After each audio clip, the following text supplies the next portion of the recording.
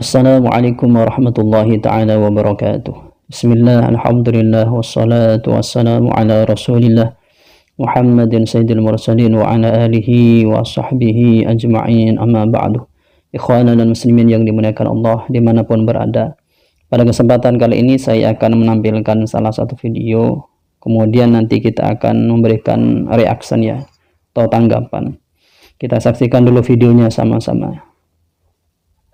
Berkata, walladzi nafsin biyadihi an la yadkhulal jannah hatta yuhibbu dzurriyyati li ajli. Demi Allah yang mana nyawaku berada di dalam kekuasaannya, sungguh umat saya dia nggak bakal bisa masuk ke dalam syurga sebelum dia cinta kepada anak keturunanku, sebelum dia cinta kepada ahlul baitku, sebelum mereka cinta kepada para habaib li ajli, kecintaan mereka sebab karena aku.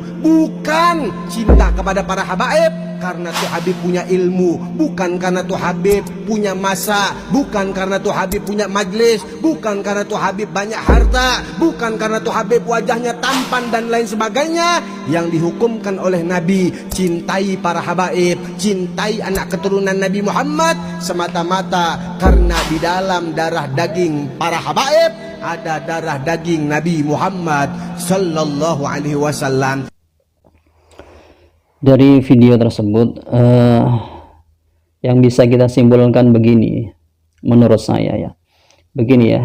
Pertama begini, bacaan tadi itu walladzi nafsin biyadihi itu salah. Itu yang ada itu walladzi nafsi biyadihi, nafsi itu jiwa saya begitu, bukan nafsin, itu sudah salah itu. Kemudian redaksi hadis itu kalau saya atau berdasarkan penelusuran saya cek di beberapa kategori referensi kitab itu, kitab syurah itu tidak ada, kitab syurah hadis itu tidak ada itu. Dan saya cek juga di internet itu tidak ada hadis itu.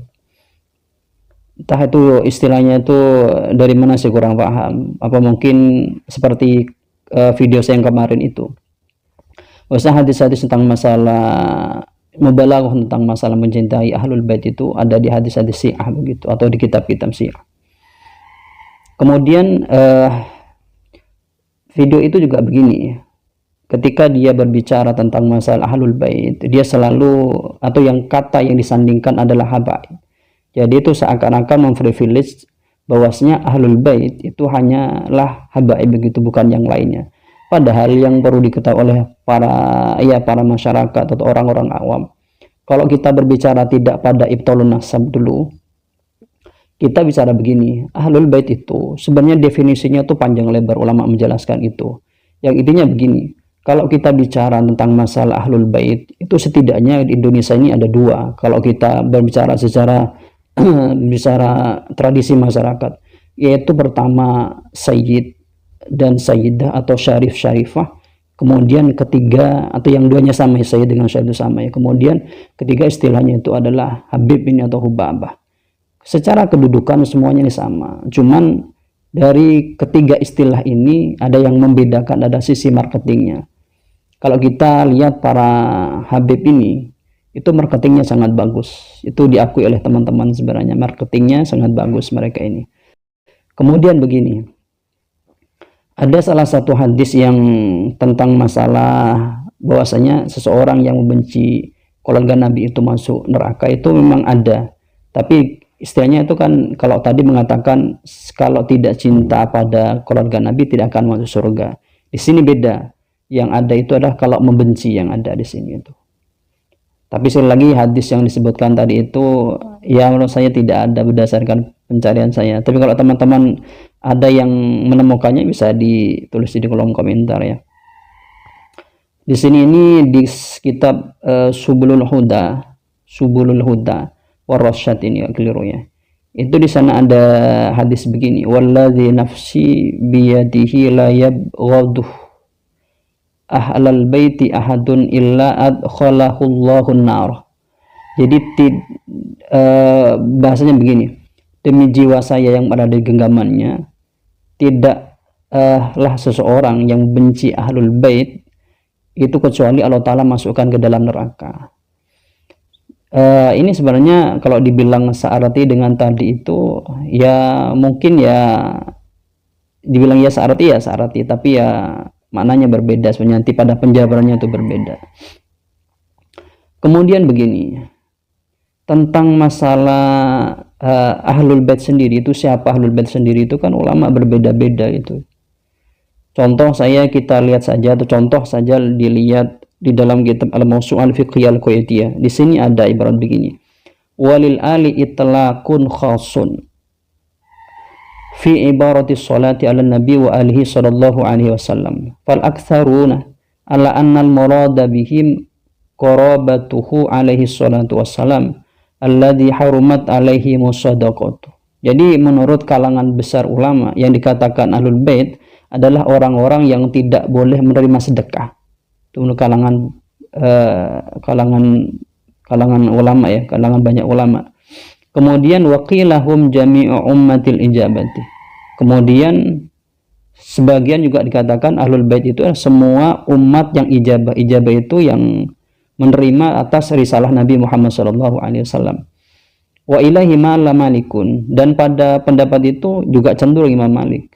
Wa ikhtarahul azhariyyu wan nawawi min asy-syafi'iyyati wal muhaqqiquna min al-hanafiyyati wa huwa al-qaulul muqaddamu indal hanabilati.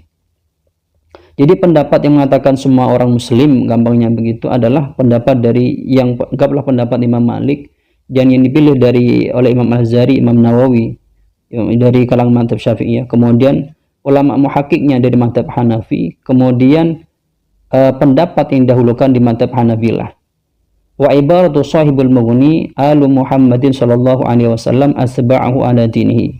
Adapun ibarat yang ada kitab Mughni itu pakai bukan hum jami ummatil ijabah, tapi pakai asba'ahu ala dinihi. Itu semua orang-orang yang ikut pada agama Nabi Muhammad sallallahu alaihi wasallam. Jadi dia mengimani pada risalah Nabi Muhammad sallallahu alaihi wasallam. Jadi definisi berbeda tentang masalah alun itu, nanti pemaknaan tadi yang layak wudu itu, yang adkhadahullahu nar itu berbeda juga nanti. Begitu. Apa yang dimaksud di sana kan berbeda nanti ya. Jadi tidak begini mentang-mentang saya disebut sebagai keluarga Nabi, saya boleh mencaci dan memaki orang lain. Begitu. Ketika saya tidak sepaham dengan seorang, maka saya boleh mencacinya dengan binatang, dengan macam-macam kayak itu. Itu tidak boleh. Melihat referensi ini ya seharusnya semuanya ya harus berhati-hati. Tidak boleh kita ini memprivilege kita ini lebih mulia dari yang lainnya, lebih afsah dari yang lainnya. Karena secara nasab ini sebenarnya kalau kita lihat atau secara definisi tentang masalah ahlul bait ini kan berbeda-beda para ulama kita. Nah, karena itu ya apa ujung-ujungnya harus hati-hati sebenarnya. Makanya yang selalu saya sampaikan adalah bagaimana masyarakat kita ini di dalam dia memberikan panggung kepada orang-orang yang harus memberikan atau yang ingin mereka undang, berikan fatwa kepada atau berikan mau'idhah atau wasiat kepada jemaahnya, kepada masyarakatnya, harus hati-hati. Tidak dinilai berdasarkan background dan covernya begitu. Backgroundnya karena misalnya pakai surbannya 5, di kepalanya 5, di pundaknya 12 misalnya. Atau kemudian backgroundnya ini karena orangnya gini, putranya ini gitu. Itu jangan begitu. Tapi lihatlah ilmunya. Setelah lihat ilmu, lihat akhlaknya. Karena kalau kita melihat dari Kiai Haji Hasan Mahfud ketika ditanya siapa kiai itu sebenarnya, menurut beliau kiai atau kita bahasakan panutan mungkin bahasanya seperti itu adalah orang yang ilmunya tinggi dan berakhlak baik begitu. Ini yang harus diperhatikan oleh masyarakat pada zaman sekarang ini. Jangan orang-orang yang dipandang sudah ganteng, sudah surbannya 5, kemudian di punggungnya 12 atau 20, sudah dianggap sebagai seorang kiai, seorang ulama yang pantas dan patut dijadikan sebagai dai yang diundang untuk memberikan mau'idhah wasiat kepada jemaahnya atau umatnya begitu. Itu harus sudah diperbaiki mindsetnya begitu. Jadi berfokuslah kepada orang-orang yang memang mampu secara keilmuan. Siapa yang mampu secara keilmuan? Banyak para santri kita. Santri-santri itu sebenarnya alim-alim menurut saya. Santri-santri yang memang jebolan salaf ya, yang baca kitabnya tidak diragukan. Karena menurut prinsip saya, syarat pertama kali seseorang itu ketika dia memberikan mau'idhah di depan masyarakat atau depan umum, satu yang paling harus persyaratannya adalah dia harus bisa baca kitab. Karena kalau tidak bisa baca kitab, nanti bukan ilmu yang disampaikan, tapi adalah pendapatnya pribadi. Kalau begitu ya adallu wa adallu. Kalau tidak benar, tentu pendapat pribadi itu kan cenderung tidak benar. Kemudian kedua yang sangat penting juga, seperti disampaikan oleh Kiai Said Mahfud, adalah tentang masalah akhlaknya. Akhlak itu penting. Makanya akhlakul muallim ahammu minan muallim nafsi. Akhlaknya muallim sebenarnya lebih penting daripada muallim itu sendiri, begitu. Nah, karena itu kita sudah mulai merubah mindset kita dan cara berpikir kita di dalam siapa yang patut dan pantas dijadikan sebagai dai atau yang tampil memberikan wasiat mauidhah kepada umat atau jemaah kita. Kemudian intinya di dalam video tersebut ya kurang benar ya, baik secara bacaannya dan secara penyampaian hadisnya itu.